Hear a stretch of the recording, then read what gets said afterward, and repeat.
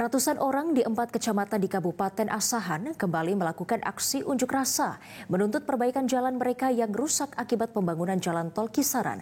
Dalam aksinya, warga juga memblokade jalan masuk di pintu tol tersebut yang sempat mengakibatkan macet.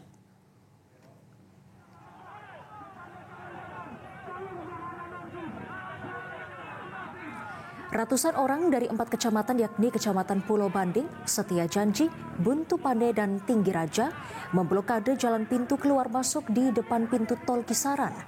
Aksi yang kesekian kalinya ini sebagai bentuk rasa kecewa warga terhadap pemerintah yang dianggap mendustai warga akibat akses jalan menuju 4 kecamatan ini tidak kunjung diperbaiki.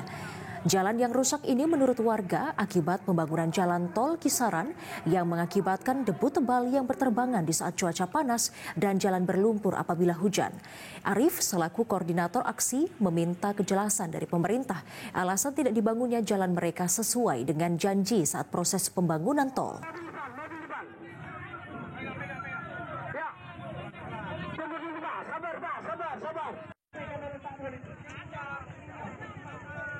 Jelajahi cara baru mendapatkan informasi. Download Metro TV Extend sekarang.